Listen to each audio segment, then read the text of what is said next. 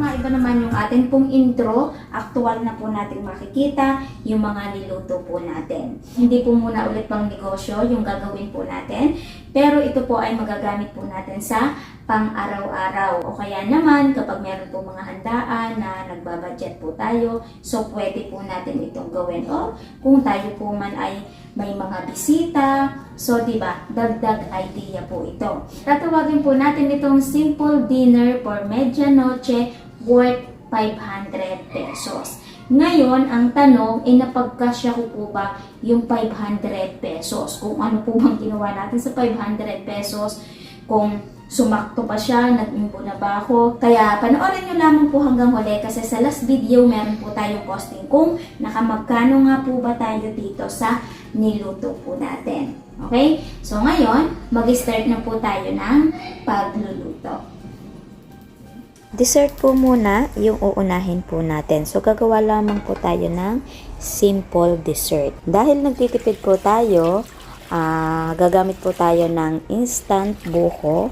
So, madali lang man yung pagluluto po nito. So, sundan lamang po natin yung instruction. Pero dito, hindi na po tayo maglalagay ng sugar. Pero kung type nyo maglagay, so go. Pero dahil wala tayong biniling asukal, so hindi na po ako maglalagay. Kasi mamaya, maglalagay din naman po tayo ng pinakang patamis po natin. O iintayin lamang po natin ito hanggang sa kumulo. Ilagay lamang po natin sa hulmahan na gagamitin po natin. So ako gagamit ng isang malaki at isang medyo maliit. Yung sa manipis, kakayo din po natin yan na parang buko mamaya. At yung medyo makapal, gagayatin naman natin ng square-square para naman siyang nata. Magluluto po ulit tayo ng gulaman at clear na gulaman naman po ito. So ilalahok pa rin po natin to. Tapos magbubukod po ako ng 8 gram. Kasi mamaya may gagawin pa po tayo dito. So yung natitira po nating powder na gulaman, ilalagay lamang po natin dito sa 1000 ml ng tubig. Tapos ganun rin po, iintayin lamang po natin kumulo at ilalagay po natin sa hulmahan. Merong pinagkaiba yung buko gulaman natin at saka yung clear gulaman po natin.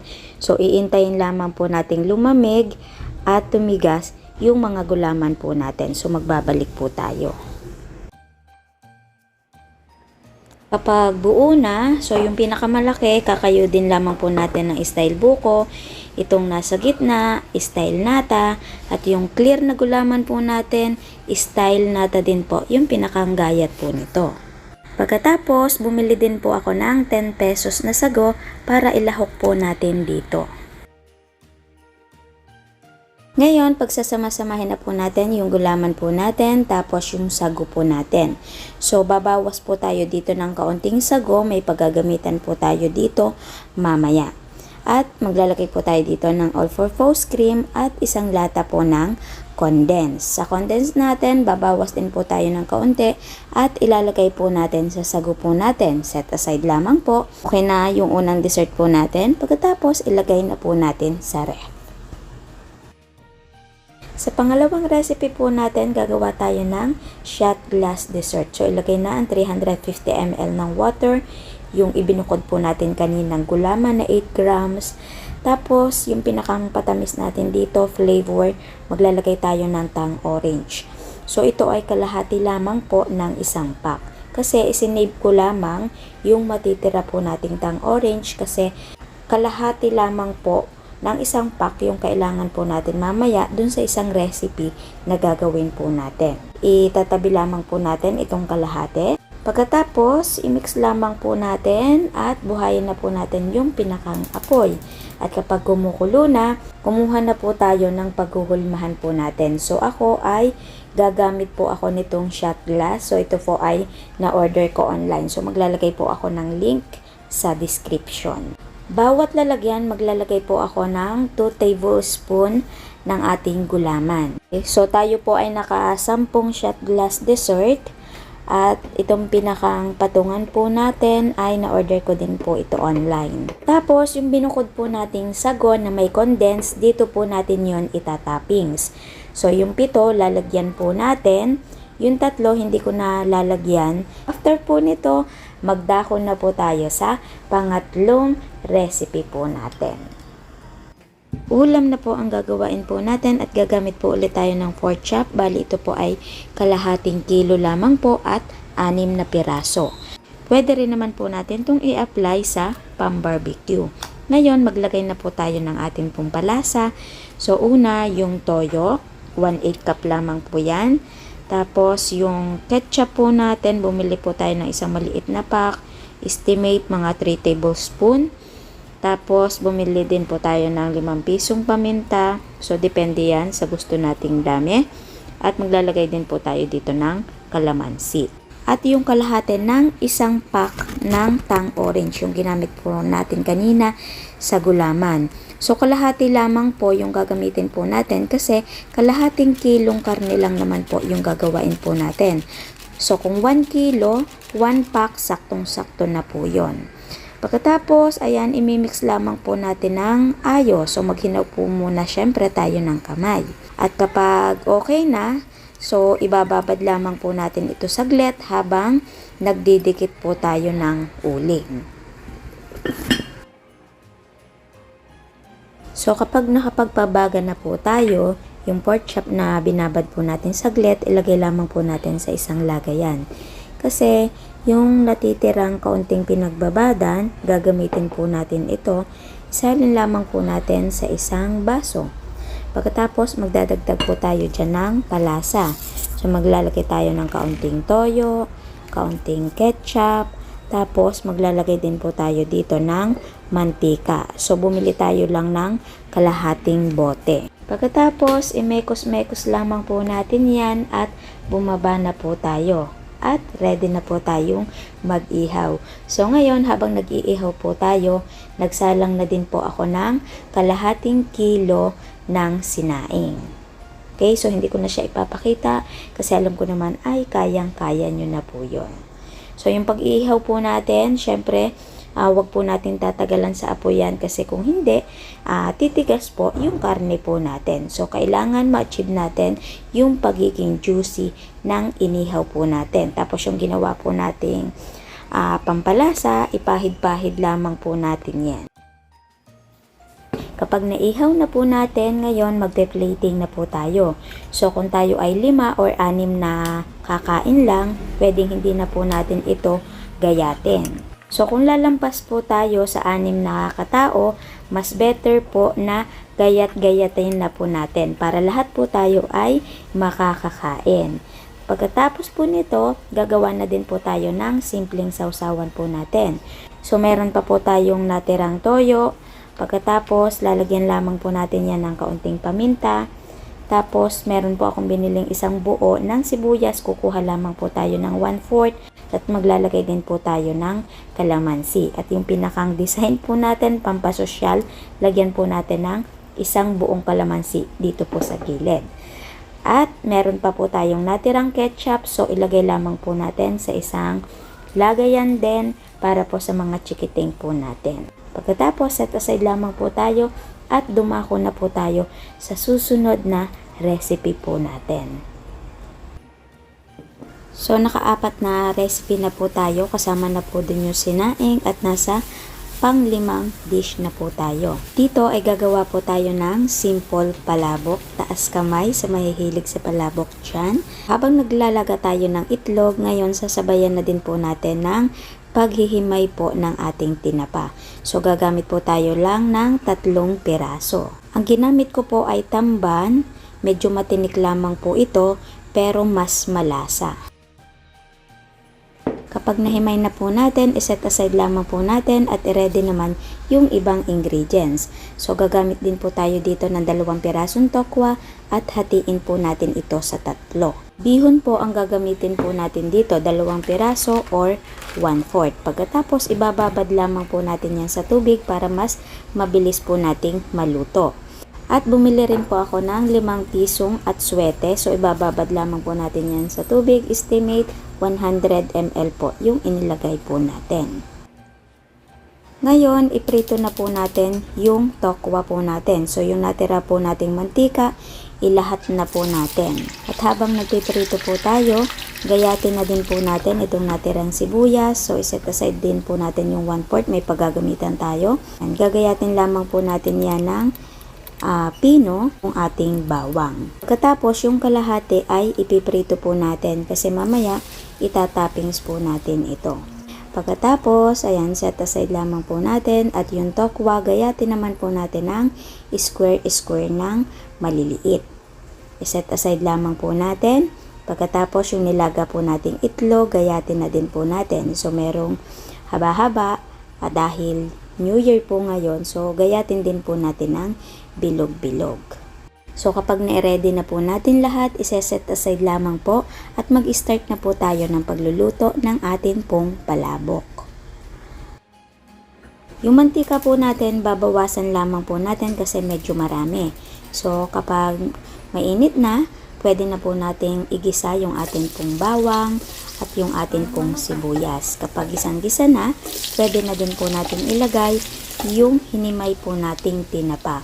So, igigisa lamang po natin ng ayos para lumabas yung lasa nung tinapa po natin. Maglagay na din po tayo ng paminta sa nais po nating dami. Isunod na din po natin yung binabad po nating atsuete. So, ilalahat lamang po natin yan. Gumamit lamang po tayo ng salaan. Pagkatapos, maglagay na din po tayo ng atin pong pampalasa. So, yung isang nor, gagamit tayo ng shrimp. Yung isa naman po ay chicken. Pahabo lamang po yung isang cubes na binili ko. So, mali yung naibigay sa akin, pero pwede na po yan.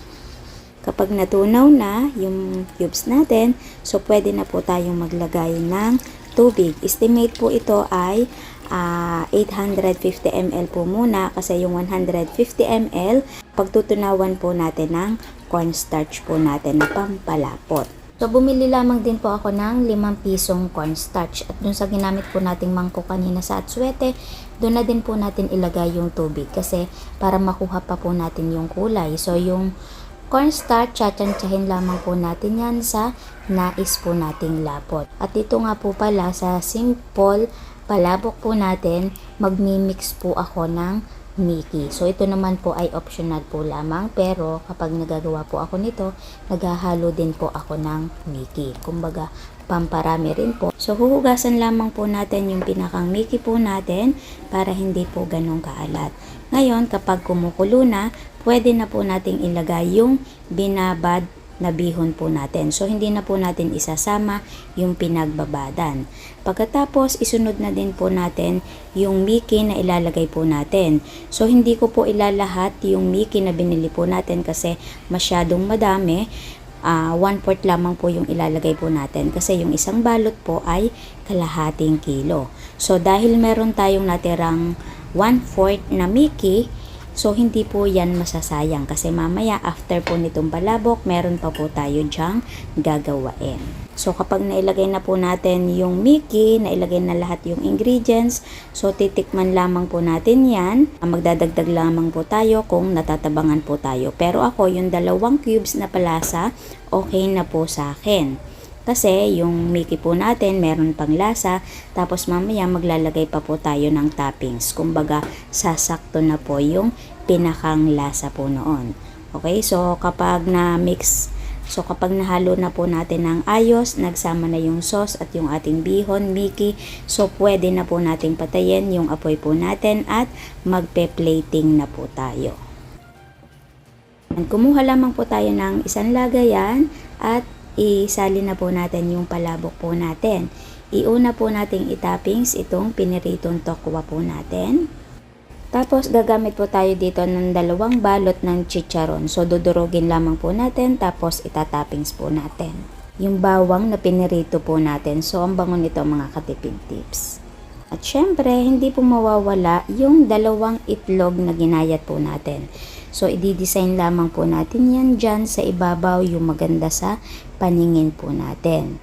At yung kalamansi na binili po natin, 10 pesos po yan. So, i-design lamang po natin yan sa gilid. Okay, so, nanghingi po ako sa kapitbahay ng kalamyas. Gagayatin lamang po natin ito ng maliliit. So, ito natutunan ko sa mga lola-lola na masarap daw sa palabok ay meron pong kalamyas. So, gagayatin lamang po natin yan ng maliliit. Kumbaga, itatoppings po natin yan mamaya kapag kakainin na po natin. So, set aside lamang po natin at lutuin naman po natin yung Mickey na natira po natin. Isama na din po natin ito sa recipe po natin. So, ito po ay pang-anim at tatawagin po natin itong Mickey Ron. So, kapag meron tayong Thai, pwede po natin yung ibilad para mas maganda ang alsa ng Mickey po natin.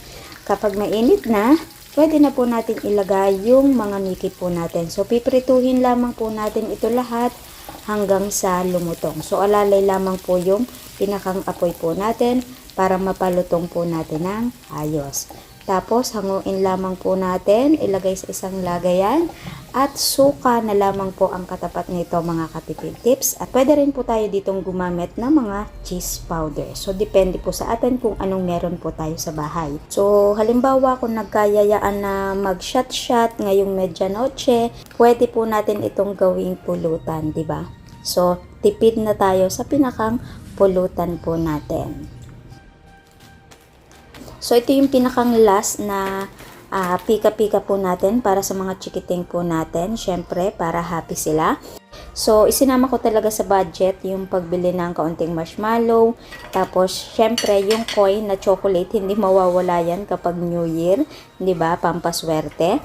Tapos, yung bilog-bilog na coins na chocolate. So, nagkakahalaga lamang po yan ng 35 pesos.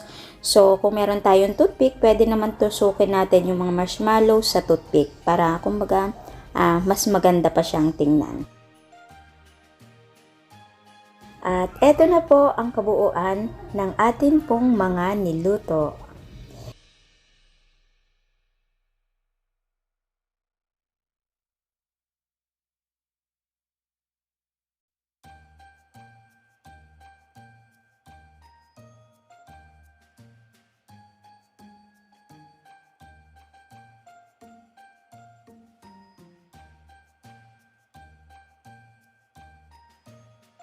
So ayan, nakatapos na po tayo ng pagluluto ng atin pong simple dinner for medianoche worth 500 pesos. So mabilis lamang po siyang gawin. Ang medyo magtatagal lang kayo dito is doon sa atin pong inihaw. Pero saglit lang naman siya kasi 6 na piraso lang naman po yung ginawa po natin. Ang mga pinamili po natin, tayo po ay naka-6 na recipe. At syempre, hindi mawawala, talagang iginiit ko to. Yan, yung mga candies ng mga chikiting po natin. Kasi, kung tayo po ay may mga chikiting na, yung paghahanda po natin, para bang sila yung priority natin kung bakit tayo naghahanda. Yung maging happy sila sa mga niluluto po natin. Kaya kapag nagluluto ako, iniisip ko lagi kung kakainin ba ng mga chikiting ko. So, kung hindi man, meron sa pangmatanda at meron sa pangbata. Pag alam natin na happy sila dun sa niluto po natin, mas, kumbaga mas masaya yung pakiramdam po natin. Diba? Okay, so nasa baba pa sila, pakinig ko, nagpa-practice sila nung kanta na pangaruling. So, mga ngaruling daw sila mamaya. So, maganda naman yung sa bata, kumbaga ma-experience yung pangangaruling, diba? Kumbaga, paglaki nila, mapapagkwentuhan na nung bata sila, nangaruling sila. So, ngayon, titikman ko lamang po ito at mamaya tatawagin ko na po sila para ma-share ko sa inyo yung lasa ng niluto po natin, kung pasado nga po ba. Ngayon, ang naaamoy ko ngayon dito, bukod dun sa mabangong palabok natin, is yung pipino natin. Parang nag-aamoy salad ngayon tayo dito sa kwarto, ang bango-bango. Okay? Yan. Okay, so magra-rice muna tayo. Lahat titikman po natin yan. So, konti lang, diet muna tayo. Kasi may palabok pa po tayo mamaya. Siyempre, titikman natin yung ating inihaw. Isama na din natin dito yung palabok. Ang bango nito mga katipid tips. Hindi tinipid sa sauce yan. Ito ng isang egg. Ayan. Ito yung sinasabi ko sa inyo, yung kalamyas. Yung mga lola, ganun yung ginagawa. So, ginawa na din natin. Kumbaga ito, itatapping. So, depende naman sa atin kung type natin to. Siyempre, yung pipino natin, ilagay na din natin dyan sa table natin. Okay. Yan, haluin na natin yung pinakang dessert natin. So, haluin ko lang mabuti kasi hindi ko pa yan nahalo kanina eh. Okay, so ilagay lang natin dyan. Tapos, tikman na din natin itong minekos-mekos po nating gulaman para sa mga chikiting po natin. Diba?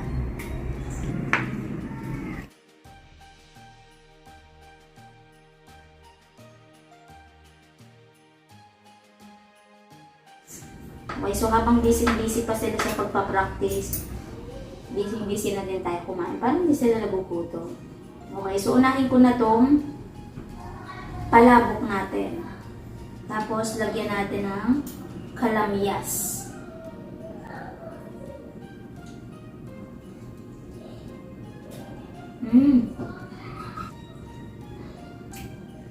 Sarap. Pwedeng hindi ka na magkalamansi kasi kapag may sumamang kalamyas, so may asim na din po yun.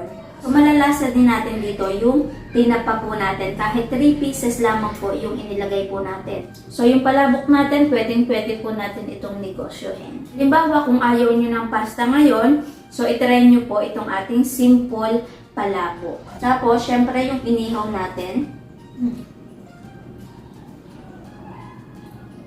Yan, yung tang-orange po natin, nagpalinamnam dun sa inihaw po natin. At saka ang bango ng amoy niya. Tapos isama pa natin dun sa kanin. Diba? Sigurado, magugustuhan nyo to at magugustuhan din po ito ng mga chikiting ninyo. Ang ganda ng lasa. Yung mga ingredients po natin pinaglalagay dito, ilalagay naman po natin yan sa description box. Masarap din iulam ng palabok dun sa kanin. Sarap. Yung parang pinakang side dish natin yung pipino. So, ito yung ating white dessert. Tapos, ito yung ating shot glass dessert. Ito, ginawa ko tong shot glass dessert para sa mga chikiting ko. So, yung gulaman na buko, malalasa talaga natin dito. Ang creamy nito, mga katipid tips. Wow. Ganda niyan tingnan. Naka-layer talaga siya.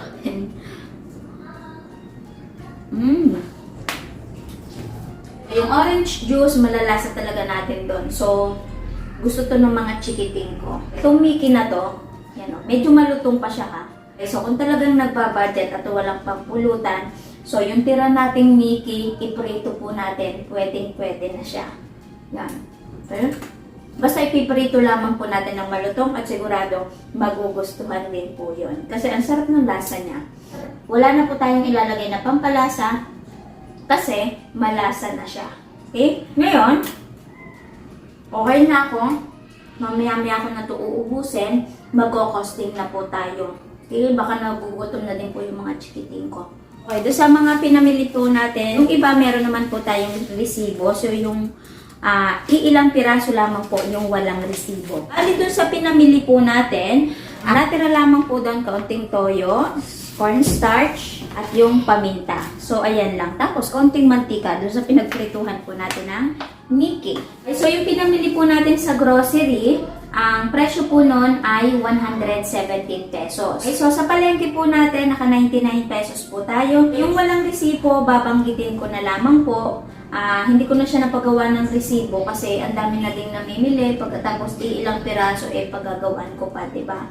Yung buko gulaman po natin, nagkakahalaga siya ng 12.50. Yung tang orange po natin, 18.50. Yung sagong luto na inihalo po natin sa ating dessert, bumili lamang po ako ng 10 pesos. So, bumili na lang ako ng luto kaysa magluto pa po tayo. So, tatagal pa tayo, diba? Tapos, dun sa tinapa po natin, 3 piraso lamang po yun at 15 pesos. Yung pinakang candy po natin, yung marshmallow, 15 pesos. Yung candy coins, 10 pesos ang isang balot. Tapos, itong bilog na candy, 10 pesos din po. O, bali may total na 35 pesos po sa candy po natin. Pinakang bigas po natin, 28 pesos lamang po yan. Kasi kalahating kilo lang po yung binili ko. Kasi marami po tayong palabok. Kumbaga, ayun na yung magbubusog sa atin. Nakang pork chop po natin, 150 pesos po yun. Bali, ang isang kilo po ay 290 pesos. Dito po sa lugar po namin. Gumamit po tayo ng 2 itlog na pinang-toppings po natin sa palabok po natin. Kaya ang total po lahat doon ay 500 pesos. Okay, so hindi talaga siya kasya, yung 500 pesos po natin. So, sa niluto po natin, ang hindi po nakasama doon ay yung uling na isang balot, 13 pesos. Yung pinakang pipino po natin, hindi rin kasama, 20 pesos. Dalawa po ito. Tapos, yung suka, hindi rin po kasama. Okay, so estimate yung tatlong binanggit ko na hindi kasama po sa lista, nasa 38 pesos po yon. Pagkatapos, wala pa rin po tayo ditong pamasahe. Yung kalamyas po natin, hiningi lang po yan sa kapitbahay. Basta ito pong niluto po natin ito, 550 pesos, kakasya na po dito. Okay? Ang mahalaga po sa ating Noche Buena at sa ating Medianoche, masaya po yung mga chikiting po natin. Okay? So ngayon, nagugutom na din po ako at ngalay na din po yung mga paa ko. So tatawagin ko na po sila. Okay? So tinatawag na sila ni Ate Miles. Okay? So ayan, di ba? Ang dami nating kalat. Ayan yung mga pinaglutuan po natin. So sadyang ganyan kapag nagluluto, talagang makalat. So mamaya na siya liligpitin.